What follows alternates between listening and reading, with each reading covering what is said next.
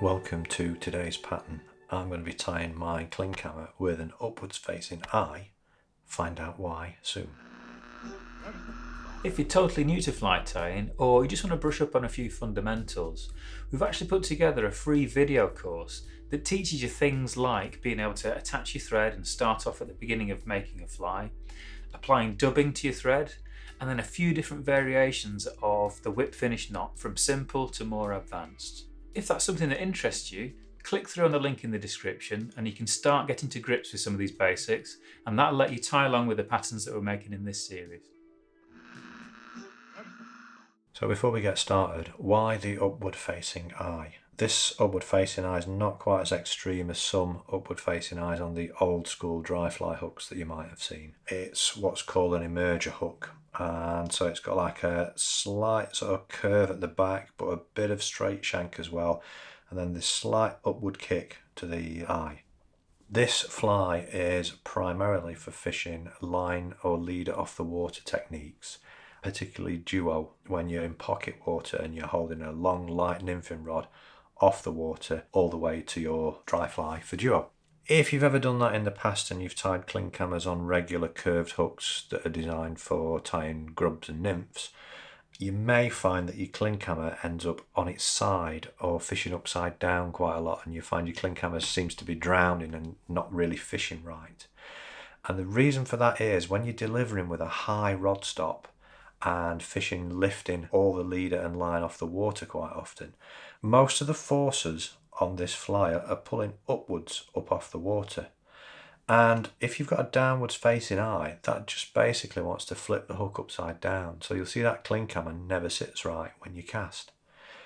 If you change the orientation of the eye to slightly up, when you do the high rod stop and kind of almost like a fly first presentation where all the lines off the water and the flies hit the water first, your Klinkhammer sits the right way when you tie it this way. So it's a little bit of a sort of, not quite a physics lesson, but very nearly.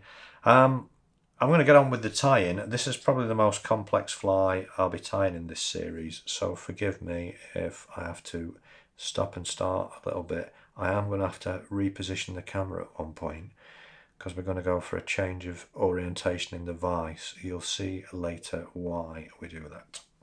So first off, I'm starting with a fish on emerger hook. These are a great hook for this pattern, and I'm using a size 10. Anyone that knows anything about Klinkhammers might know that the original patterns were on very big hooks, so don't be afraid of a size 10 in this particular pattern. I'm using, as always it seems, the yellow fish on ultimate tying silk. I've said many times why I use yellow. I don't mind a bit of yellow coming through. It's the colour of the inside of most books. Squash one if you want to find out. This yarn, I really need to go into detail on yarn as well. The yarn I'm using, this one is Fish On's, it's ultra dry yarn in bright orange. This is a polypropylene floating yarn. Some people, even some respected fly tyers, will tell you that you can use Antron wool as your Klinkhammer posts, and I completely disagree. And having seen Hans van Klinken's opinion on the subject matter, it seems he disagrees as well. Polypropylene floats even when it's completely waterlogged. I could get this, put it in a glass of water now and squeeze all the air out, push it to the bottom, and it would still come to the top. Antron does not do the same. Once it's waterlogged, it sinks in water. So make sure if you don't use this particular yarn, try to find a polypropylene yarn. That will float, that's lighter than water. What I like about the cards that this stuff comes on is the length between each curve around the card is just the right length for tying parachute flies. So I'm actually going to use a doubled over length, and I'm going to trim that just so things are easier to work with, and then pinch it all together. And then just so these fibres sit together, I'm just going to give it a comb through with my whip finish tool. You could use anything, a comb that you'd have for combing out elk hair if you tie elk hair patterns, or just your dubbing needle or whatever. So I've got a nice bunch. That's going to make me a nice big wing post. You'll see I've got my thread about halfway down the straight bit of the shank. What I want you to imagine is if my, let me get that right on camera so it's dead centre, that looks about right. If I've got hackle coming out either side of that, it just projects just in front and just behind the main body of the fly.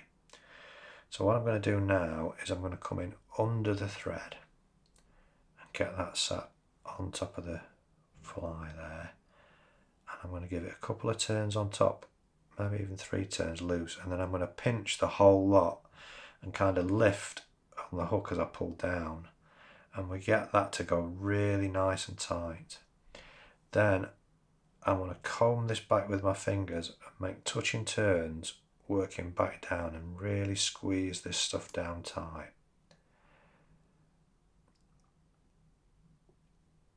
And once I've got maybe 2 or 3 millimeters tied in tight, I'm just going to comb these fibres through again, just to make sure everything's all sitting perfectly straight. And then I'm going to pull that at an angle, and what I'm trying to do is kind of fan it out in my fingers, so it's fanned out like that in my fingers.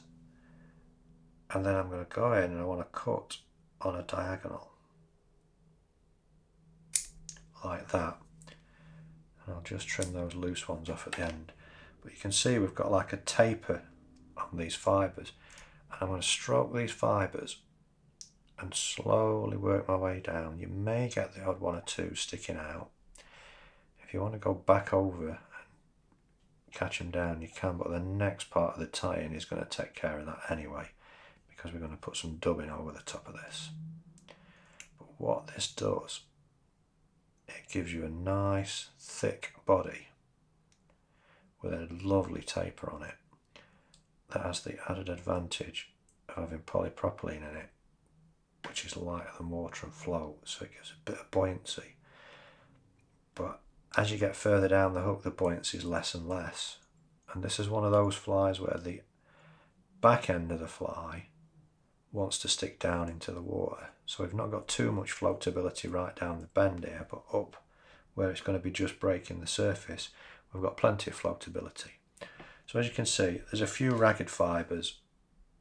If you want to be super neat, you can go in and sort of trim that stuff. It's not absolutely critical. This is one of those times where I might surprise a few people by not using something from Fish On.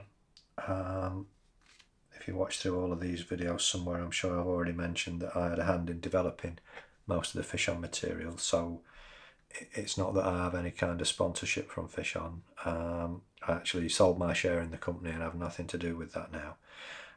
But the materials are first class because I developed them for my own fly tying and for John Tyzak as well. So I stand by all those materials. But this is the one deviation I allow myself. This is Superfine from Wapsi, and it's a polypropylene based dubbing. So again, it's got that floatability. As far as I know, currently Fish On don't do anything in polypropylene dubbing. That could change. So I'd be keen to try, if you're listening, John and Andy at Fish On, if you've got any polypropylene dubbings in the offing, let me know. I'd love to give them a try. So I've made myself a little dubbing rope just by dubbing on that polypropylene, and as I go up the body, I'm making sure that that catches in any of those stray orange fibres. If there's the odd 1 or 2 fibres, I'm not going to spend ages trying to get them in. I don't mind the odd flash of orange sticking out here and there.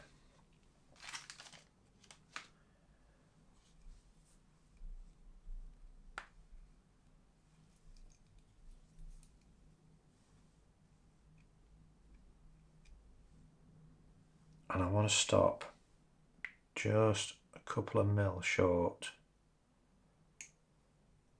of that, what will be the wing post. I can come forward right onto that now. So I hope you're with me so far. This is where things start to get more complicated. I'm going to pick up this wing post now, and I'm going to do quite a few turns in front. I'm going to sort of go backwards and forwards a little bit. I hope you can see that on the close-up camera there. Try and keep my fingers out of the way. I'm just building up a bit of a taper. This is where This tying thread, Ultimate Tying Silk, is absolutely brilliant because it's got very low build-up. When we come to put the hackle on, you'll see that's a huge advantage. But there's a point where you do need to put quite a few turns on just to build like a bit of a scaffolding to make that sit up straight. Okay, if you're with me so far. Now we've got that wing post in place, we're going to put in a hackle. My favourite hackle is this badger, golden badger, and it's a nice 10 or 12 size hackle. You don't want those sort of classic size 16 dry fly hackles for these type of clinks. You want something that's got quite a bit of heft to it, let's say. This is from a saddle. As you can see, it's a very long feather, but you might be better with a cape feather. If you don't know the difference, Google it. There are plenty of explainers on there, I'm sure, on YouTube or on various websites. This is from a cape, and as you can see, it's got more of a sort of taper to it, so it's fat at this end and gets thinner, and so they give you a bit more versatility if you don't want to spend an absolute fortune to get a saddle with only 1 or 2 sizes worth of feathers on.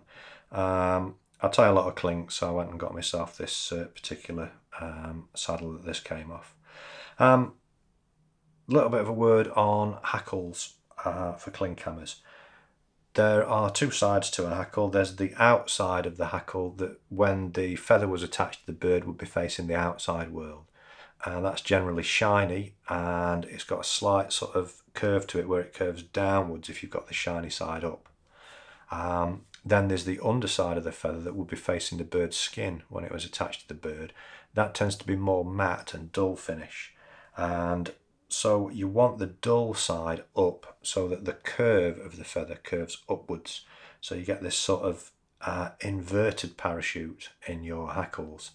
So I'm going to go ahead and orient that now, but before I do, I'm just going to strip off an equal amount like that off the feather, and then I'm going to turn it into the orientation I want it to go on the hook, and I'm going to wrap clockwise turns.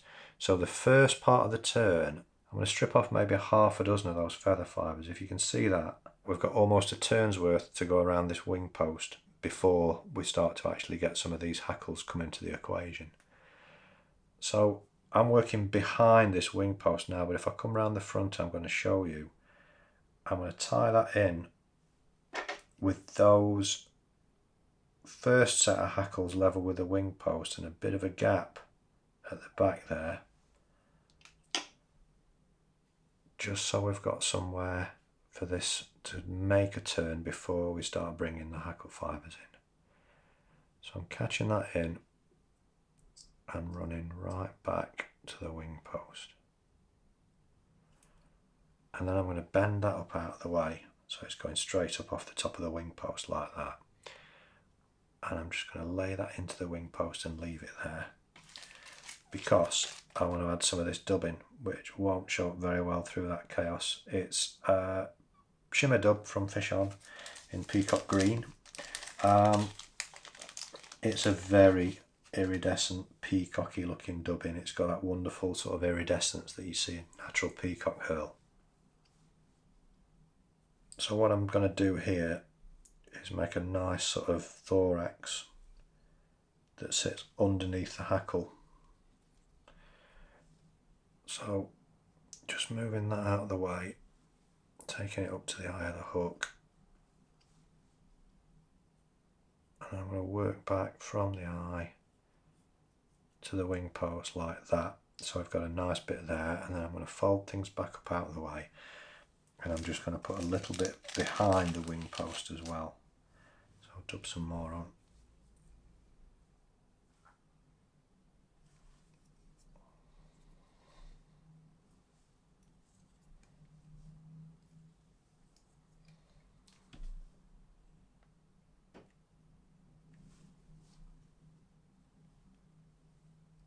So there's a lot of grabbing materials and holding them out of the way until you get to the point you want to be at. So we can see now if I come forward with that last turn and leave it in front of the hook, it's coming out right behind the wing post. And this is where we're going to go for a reorientation of the vise. I'm going to actually turn this vise towards, it's going to go out of focus as I do, because we're on such a shallow depth of field. And then I'm going to bring it back into focus, if I can. Checking my monitor. I do hope that's in focus.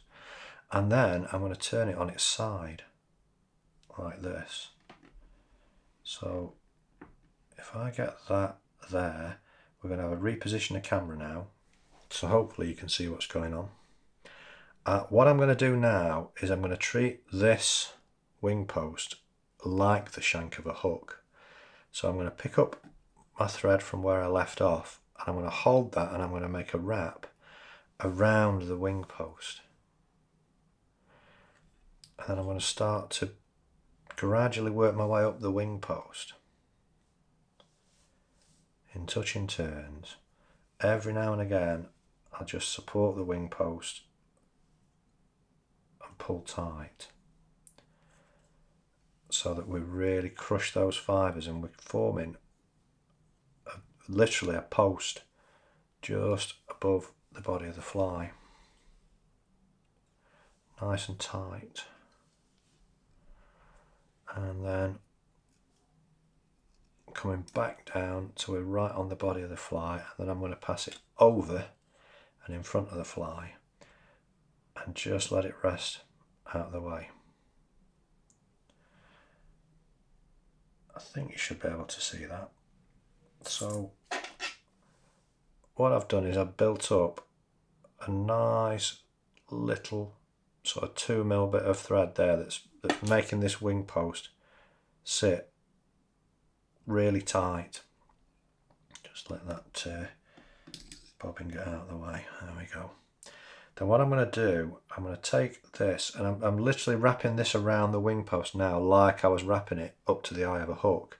So I've already got the orientation so that the matte side's facing up and the glossy side's facing down. So I've made one turn there, and now it's coming on to where there's two lots of fibres. So what I'm going to do, I don't know which camera you'll see it best on, I'm going to stroke fibres upwards as I make a turn so that all the fibres go underneath the turn before. I'm going to stroke those fibres on both sides, just stroke them up, make a turn. Stroke them up and make a turn. And I'm just pulling very gently. You don't want to pull too hard because you might, I'm basically pulling upwards, but you don't want to pull too hard because the central stem of that feather will break. So it's very, very gentle. Just check to take up any tension in that feather.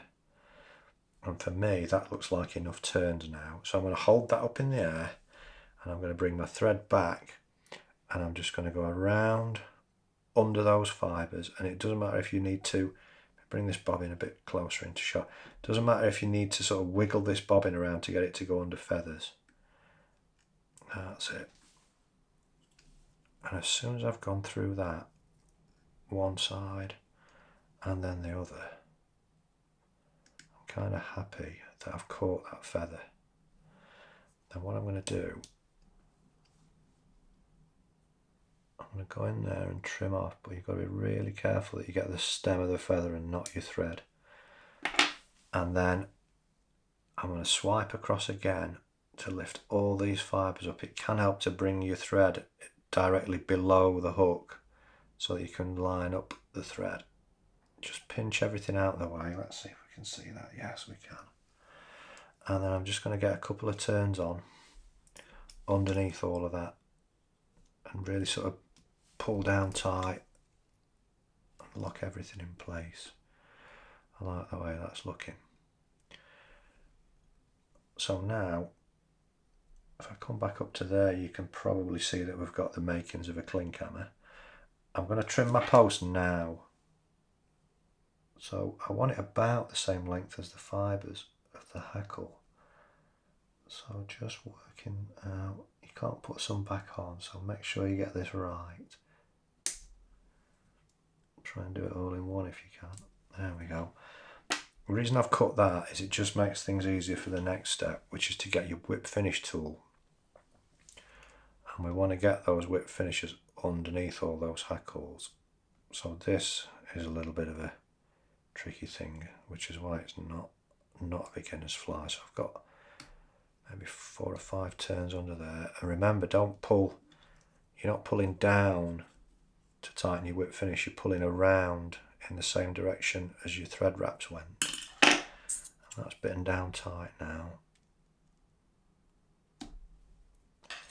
So I can bring this back around, and I'll just give a quick switch of camera angle before we take a look at that.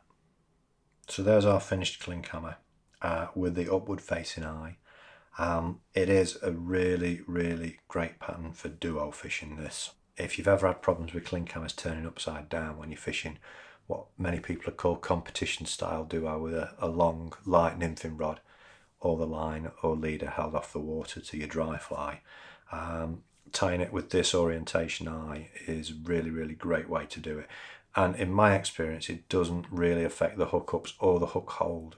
There's a lot of myth about up eyes having a bad hook hold. And on the old school dry fly hooks, where there was a really strong upward eye with a straight shanked hook, I would agree. But this comes from European competition hook patterns, this emerger hook, and it's a lot better hook hold than those old school dry fly hooks. The up eye dry fly hooks, they were the worst hook hold of any hook anyone's ever fished, I think. This has got a great hook hold potential. It's a really, really well floating fly. Probably worth a mention on keeping your fly floating as well. I think I've got some to hand somewhere. Yeah, I've got some in my box. This is Fish On Ultra Dry Floatant. I've tried a lot of floatants in my time. A lot of the powder floatants that you dust on that people are using, and there's a lot of like big buckets of this stuff for 10 quid on eBay.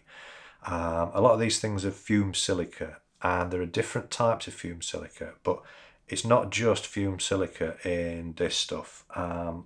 Andy, who works at Fish On, is also an industrial chemist, and he's managed to work some serious magic in producing this stuff. I'm a massive fan of this stuff. What's good about it is it comes with an applicator brush where you can actually work it into the dressing of the fly. So it really helps to expel any water from deep in the dressing. But that being said, there will be a point through your day where your Klinkhammer gets so waterlogged inside all this dressing that there's no resurrecting it, even with the best dry fly dessicants. You tend to get a little bit of water sort of sucked right in underneath the dressing that won't expel, and your Klinkhammer just doesn't sit right. What you need to do in that circumstances is change the fly, but don't throw away the old Klinkhammer. All you need to do with that, hook it into a bit of paper towel or a bit of Amadou patch or whatever. Leave it on a windowsill somewhere out of reach of your pets and any kids, and just leave it in the sun in the windowsill for a day or two, or stick it on a radiator, and that water will slowly evaporate out, and your Klinkhammer will be back to the floatability that it had when you first tied it. I've talked to a few people who've had Klinkhammers, they've had Klinkhammers tied by me, or they've tied them themselves, and they've got this complaint that after so long it stops working and stops floating.